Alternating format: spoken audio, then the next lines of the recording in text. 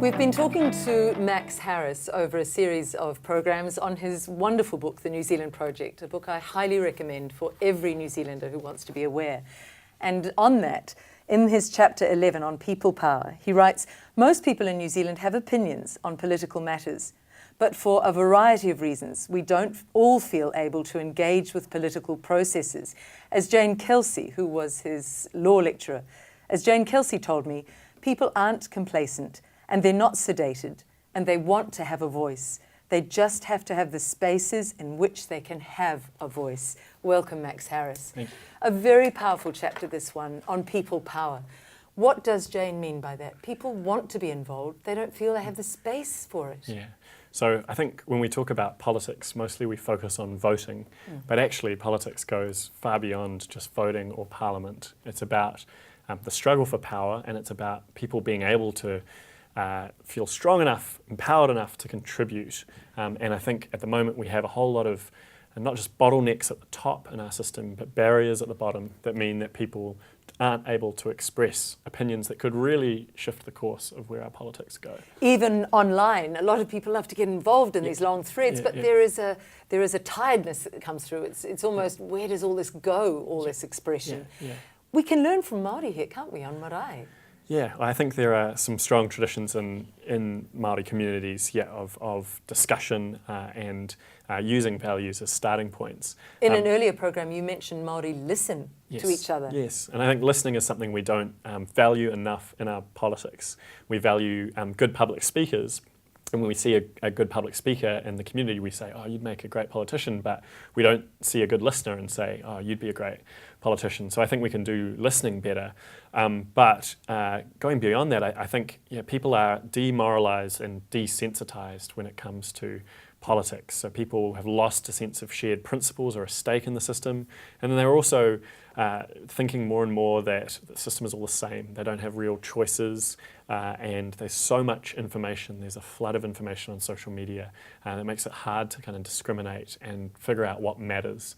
And that's where I think values come in, because they help us to navigate what matters in that maze of information that we have to work through every day. If you look at world politics, you can see why people are disillusioned. I remember when Obama came in, having read his book, The Audacity of Hope, I was very excited, and then I watched my own enthusiasm ebb away. But that's a metaphor for many leaders around the world. There's been sometimes an excitement, and then a great disappointment sets in. That's right. Why has that happened so much in particularly the last 30 years, I feel?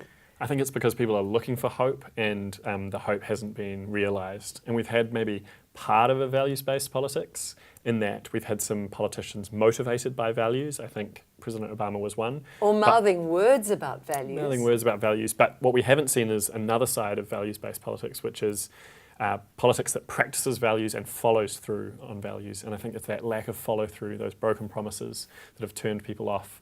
And it's maybe been even more of a dent to people's faith in politics because their hopes have been raised by the speeches of Obama. So there's a shift happening, and the reason I wanted to begin with people power is because I want to you offer in your book a way forward, and this is part of it, giving power back to the people, or more perhaps the people taking power. Yeah, that's right. And I think, as Nikki Hager told me, politicians tend to follow, and they are a machine that needs to be driven by something elsewhere. And to me, it's people that drive that from elsewhere through collective action, through various groups.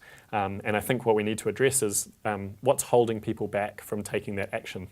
And there are a whole lot of reasons, but one is that there's an information gap for some about how politics works. That's not the case for everyone, but there are still a large number of people in New Zealand that don't know how our MMP system works with 2 votes, or that don't really know what the effect of voting is on government and parliament. And so that's why in the book I talk about civics education as one way forward. That's not a complete solution, but is something that would at least plug an information gap. Explain what that looks like, Max. For sure. So civics education is basically just education about politics and perhaps basic law, which happens in schools. And it's not a wild idea. It's been tried in lots of different countries with great success, and we have a lot of evidence on what works and what doesn't.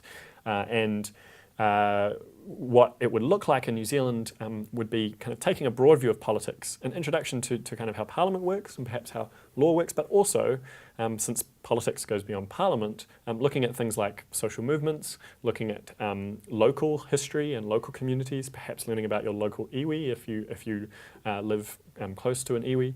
And certainly learning about voting. Learning about voting, certainly doing that. And one possibility is that it might involve students deciding on a campaign of their own. And we know from evidence that this kind of civics education works best when students are empowered to choose a campaign as opposed to having a campaign imposed on them by a teacher. And I think actually most importantly, if students were equipped with that basic education at the same time as they knew they had some power to put that education into practice, then it could be something of a game changer, and if it was combined with other steps to tackle why people are disengaged. I did love the idea of civics education. That's taking one group, the youngsters, and empowering them. Let's look at unionisation.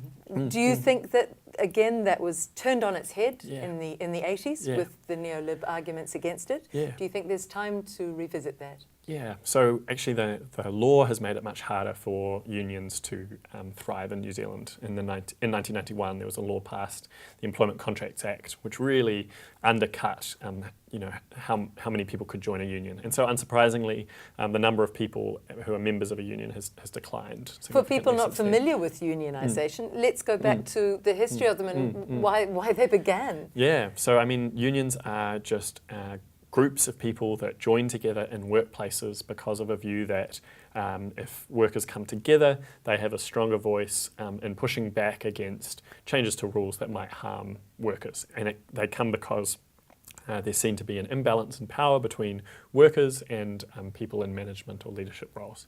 And I think that they play a really important role in giving people voice and in building relationships across different backgrounds. And I actually think this is a time when more people want voice and more people want those relationships that cross boundaries. So I think there's an opportunity for sort of rejuvenating the role of unions. We don't have the same landscape economically, so they aren't going to go back to playing the same role they once did. Explain that, Max.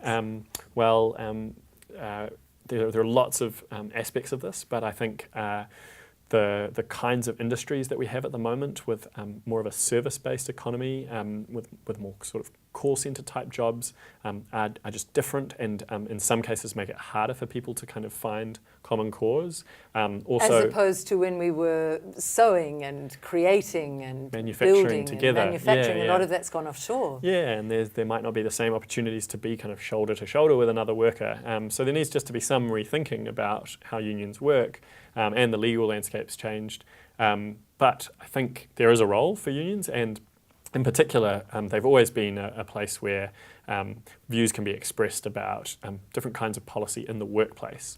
Now, the other thing that's changing is that we know there is more automation coming, and that there is going to be some machinery that replaces workers. Now, this is We can even see it in our supermarkets, where you can just put your own shopping through. But all of those people who have those jobs are out of work. Yeah, that's right. And it's not new, automation. In fact, with the rise of the computer, we had a whole lot of jobs shifting. And I'm actually still keen to see the evidence that automation is happening at definitely a higher rate than in the past. But what I do think we need to do is prepare for what could be a different future.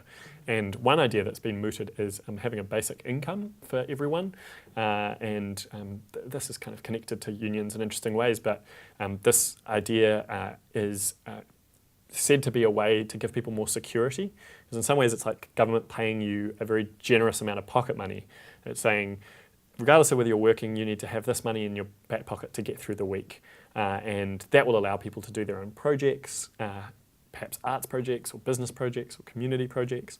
And the other argument that's often made for it is that it reduces stigma for people on benefits, because you could still have some benefits, and I think the better proposals for a basic income would keep those benefits safe for people with disabilities, but you'd remove some benefits, and so you wouldn't have the same level of shame and difficulty that people face at the moment. lastly as well, people talk about how this is a way to recognise domestic work and care in the home, which provides so much for our society and economy, but hasn't been rewarded. So I went to and goes to issues of equality. Absolutely. Exactly. And issues of care. We can't value care publicly if we don't value it properly privately. In each of these programs, we've talked about the 4 values that are at the heart of this book, which are care, community, creativity and love. That's right. That very much goes to creativity, that basic income, because you mentioned it in passing, but it allows people to be highly creative, to think about businesses they may create at home without the pressure of having to just earn a buck. Yeah, or at least that's the argument. And now we're at the stage where a few countries have said we're going to trial a basic income. We're going to see does it produce more creativity. And so Finland is one country that since the start of 2017 has been running a pilot. And I went to Finland and talked to them. We haven't seen many of the results yet, but what I think might be worthwhile in New Zealand is doing a similar pilot here to see, does a basic income allow more security, less stigma, more creativity and imagination? But Max, I can hear the cries, who pays for that? Who pays for that? Yeah. Where does that come from? So if you ran and rolled out a full basic income for the whole population, it would be a significant outlay of money. At the same time, when we've decided to create kind of new pillars of the welfare state, they've also required significant outlays, and we've decided that's worth it. We're going to do it. But what I'd say is we don't need to get up to spending 20 or 30 billion, which is what it might cost for a full rollout. We can just do a pilot, which would be much less, I think, probably between 10 and 30 million. The government runs projects with that cost all the time. And we can have the debate and figure out, is this something that we want? If it's something we want, then the cost is something we should be willing to pay, perhaps through a slightly increased income tax, perhaps through other funding measures. So that pilot would take a significant but still small part of the New Zealand population and see what it does to them. Yeah, so I think a pilot could work well if you had 2,000 people, and probably would work well in a smallish town, and perhaps somewhere like Gisborne, and you could figure out what you wanted to measure, and it would, I'm sure, kickstart a bit of a debate. And the other good thing about basic income from a big picture perspective is it makes us think, how much do we want paid work to be a central part of our lives? We've all lived growing up thinking getting a job, if we're able to work, is just a part of kind of the future, hopefully, getting a job. And what basic income does as a policy is it makes us ask, is that the right way we want to lead our lives? Or do we want a different kind of balance between leisure and work, or creativity and paid work? And I think those are debates that people are wanting to have. A big part of this is moving New Zealand forward to a different way of being, not doing it the way it's always been done. Exactly. These are radical ideas, but they are doable ideas in your book. Exactly. Let's look at the role of social democracy initially and some of its drawbacks. This idea that Blair brought in and Clinton of the third way. Could you canvass some of the weaknesses of social democracy, and then we'll look at perhaps a new way of doing that as well? Sure. So I guess where this is relevant is kind of taking a step back and asking, what do all the aspects of our system at the moment add up to? And what's that kind of model when we step back from it? And what we have at the moment is this idea of kind of a third way politics, which is somewhere between relying on the market, relying on private actors, and relying on the government. And the idea is the third way is something in between. And I think this has been a bit of a failure. It's been popularised by like Tony Blair in the UK and Bill Clinton in the US, but actually it's meant to be about like what works, but it kind of denied the role of values, and it denied the role of people power. And it wasn't very coherent in how it followed through on values. And it was much more on the side of pure capitalism, wasn't it, than social justice. Yeah. And we see that in the results around the world. Yeah. Massive rise in homelessness around the world. Exactly, and inequality, and a tearing away at bonds of community. So even though it claimed to be a kind of middle way, it slid towards the market and using privatisation. Now, the other model that we sometimes talk about in New Zealand is social democracy, this idea of what Scandinavia has long pursued. The idea is, it's a system where we tax people and we have public institutions like healthcare and education and housing. And we often see that as like what we need to reclaim. And what I say in the book is actually we can think bigger than that too.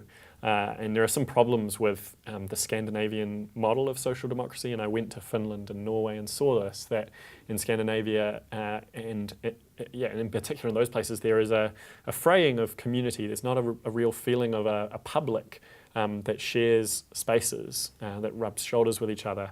There's been a rise in sort of anti-immigrant sentiment amongst those places and within those people. With a resentment that they are paying for the vast immigrant population who's gone in there. That's part of it, yeah. And so what I say is we don't want this kind of third way model, this model of Tony Blair and Bill Clinton, but we might not want this social democracy model either. And actually, perhaps we don't want nostalgia at all, any sort of harking back to a better past, since there are lots of things we can do better. And I talk about a kind of new model, which I just sketch in brief, but I call it public democracy. Yes. And so I think we need to double down on democracy being important, and I think that's about committing to participation again, but really committing to kind of all forms of democracy across the country. So thinking about how we democratize workplaces, maybe playing with ideas like worker cooperatives, but thinking about getting true democracy back to our politics. And the public side is about really asking, do we have some idea of society when Margaret Thatcher wanted to say there was no such thing as society, and can we reclaim the public? That's about including, in particular, minority voices that have been marginalised for a long time, that haven't been seen as part of the public, so Māori and Pacifica, recent migrants in New Zealand, including children who are often the kind of like blind spots in our policy, including other ways that we build a public. And one just specific example that I'm quite interested in is public art and street art, which is a kind of claim on public space. It's an expression of opinion through a creative form. And I think it's a really interesting example of politics in action, but we don't often think of it as political, and I think it just might be one kind of emblem of public democracy, a democracy that treasures public spaces and public expression and a true public. Even looking back, I can remember that when the nuclear-free New Zealand was coming, a lot of artists started to paint that. And there's still art at the top of Ponsonby Road near the Mobil station where it's on the walls. And nuclear-free New Zealand was predominant theme. And another one was after the Rainbow Warrior bombing. Artists came out. So we canvassed that briefly in the first program, Max. Artists are often just that one step ahead, but they are almost guides for society often, aren't they? That's right. I think they can be kind of canaries in the collective coal mine, so they're the ones speaking up about problems before we see them. We're talking here music, not just painted art. No, we're talking music, theatre, film. Writers. And writers, And then there are also people expressing the spirit of the times and often expressing political ideas before they've fully crystallised. And we see this actually with a whole bunch of musicians at the moment. I mean, there's a young group called Alien Weaponry up north, and they're singing songs in te reo Māori, songs like raupatu, which means confiscation, and they're giving voice to politics in a different way. Or the Auckland-based musician Tono, who's written about housing in a song called Marion Bates Realty that I mentioned in the book, with lines like, you decide, Marion Bates, who's good enough to be on the street, where he connects the sort of skyrocketing house prices with homelessness. So in artists, we often get these sort of creative connections made between different areas of policy and politics, and I think we need to embrace them as part of a broader political space. Within that, my first foray from moving from law into media was for an arts program, and it was shut down because they said it doesn't rate, it was on midday Sunday. I think these need to be reflected in our media landscape, and they have been excluded. The artists and the imaginative thinkers. This is part of your value of creativity. That's right. And politics is part of that again. I mean, we used to have a kind of artists' benefit, as you know, and we also haven't had a huge rise in funding for kind of broadcasting that might have been able to encourage the arts, or I think very generous funding for the arts. Let's go into this idea of public democracy now that you advocate. Just a little bit more on that. Sure. So I think the problems of social democracy are the way that social democracy has undercut immigration, the way that it's torn apart community, and the way that it hasn't really built up people power. And public democracy is sort of designed to respond to each of those problems. So it's trying to bring the public back in, bring the people back in. It's trying to include as many people as possible in that notion of who the public is, including immigrants, to address that anti-immigration surge that we've seen, unfortunately, in recent years. It's trying to reconnect those bonds of community, that social fabric. That anti-immigration surge, though, has partly been driven by the massive numbers and a sense of helplessness in a place. There's no place, as I said at the beginning of the show, that Jane's saying there's no place to express these concerns. Are we having too many coming in at once? Should there be a bit of a management of the immigration numbers so that the people can catch up in a way? A lot of Kiwis I talk to feel it's wonderful to have a multicultural society, but too much too soon and with a sense of losing control of the country, then that sentiment starts to come up, doesn't it? Yeah, it's definitely a sentiment that exists, and it's a tricky issue. I think how we have the conversation is quite important. There's a great book recently called Fair Borders, which talked about this, and it said, Māori often don't have a real voice in debates about immigration, and Māori have, important experiences of huge surges of immigration, after the signing of Te Tiriti o Waitangi in 1840. We also tend to resort to kind of stereotypes, in particular about East Asian New Zealanders in these debates. So I think we can have the debate better. In my view, and I'm just offering one perspective, I think actually immigrants provide quite a few benefits in terms of creativity, we know from the evidence, also greater investment in the economy. They tend to spend, and that tends to create jobs. And I think we should at least keep these benefits in mind as we're going forward with these discussions. I think we need to also engage with people that feel powerless, as you say, because this has been true in the UK as well, where I have been some of the time while I've been writing this book, is there's been a kind of lashing out at immigrants when people feel a sense of powerlessness. And my sense here is that actually the reason people don't have power is not because of immigrants in the UK or in New Zealand. It's for other reasons. It's because our politics has become technocratic. It's something that's done by just a small number of people. It's because people have lost economic power, and there's been inequality kind of maintained since the 1990s. And so we need to kind of give other narratives which might help people make sense of what they see as a problem in immigration. But it can come right down to basic things like housing. I want my children to be able to buy their own home. That was a New Zealand tradition. And many Kiwis are saying, how do we manage the housing? Should we have rules saying to buy a house in New Zealand, as in Switzerland, you have to be a citizen of New Zealand? Should we be protecting our land, and just as Māori wanted to protect theirs? I know Māori don't sell, they lease their lands, don't they? Yeah, well, in Māori, in Te Reo Māori, as far as I know, there isn't really a word for sale. It's about releasing the land or giving the land. And this idea of kind of home ownership as the Kiwi dream is also a particularly Pākehā idea. It's not necessarily an idea that's kind of lasted all of New Zealand history. I haven't thought really deeply about that suggestion, but I would be pretty cautious, I think, actually, of kind of banning foreign purchases of land. I think we know from the evidence it's actually quite a small group of foreigners that tend to buy land. What I think we should be concerned about is kind of quick economic speculation using houses as investments. And I think that actually happens a lot with New Zealanders as well as foreigners, and I think we could have more restrictive rules around that. If politics has been more excluding, how do we make it more inclusive? Let's talk about going forward. I love in the book you talk about the Māori never leave the past behind. They put it ahead of them, so they're learning from the past mistakes. How can we do that as a country, Max? Yeah, there's this idea of the past being in front of us in Te Reo Māori. There are lots of ideas in the book about taking those values of care, community, creativity and love to specifics.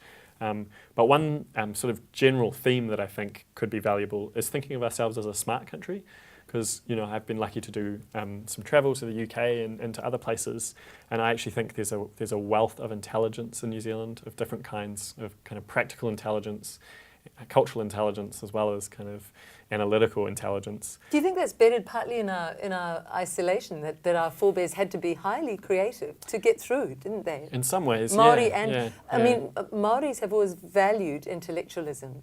And I was going to come to that and saying that I think the fact that we're a smart country is revealed in the fact that we've actually produced a lot of intellectuals and academics overseas, and the fact that Māori have long valued wisdom. We see that through Māori whakatauki or proverbs. And I think we need to bear that in mind, especially when people say, oh, New Zealand is kind of anti-intellectual. Like, I've never really bought that. I think New Zealand wants people to be humble.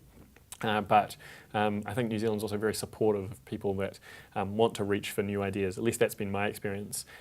So I think we need to be secure enough to have some of these big picture debates and just remind ourselves, like, we are smart enough to have these debates, and we don't have to lash out at people challenging the mantras of yesterday, or lash out at people wanting to build a new tomorrow. It doesn't have to denigrate into insult. Yeah, this can be a positive conversation. Exactly. And I think love comes back into this, because I think we don't always see a whole lot of love in how our political debate happens. I think we tend to see some kind of cheap shots and some attempts to shut down perspectives, such as the perspectives of young people sometimes, or beneficiaries. And so I think we need to widen it as well as deepen that debate. And try to have that debate from a starting point of love for each other, a sense of deep warmth towards each other. And again, I don't think that's idealistic or hokey. I actually think that's an aspiration that we can all commit to and live up to. We've referred to that several times, that idea of manaakitanga. You may have a different view, but I will absolutely respect your view and listen to it. Yeah.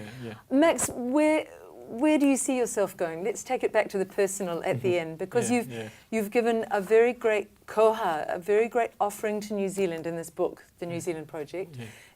For me, it has made me think deeply about the country I love so much. It's also given me some places to start in organising my thinking around a lot of issues that have caused a lot of pain to me. So I think a lot of Kiwis will take succour from this book, will take nourishment from it.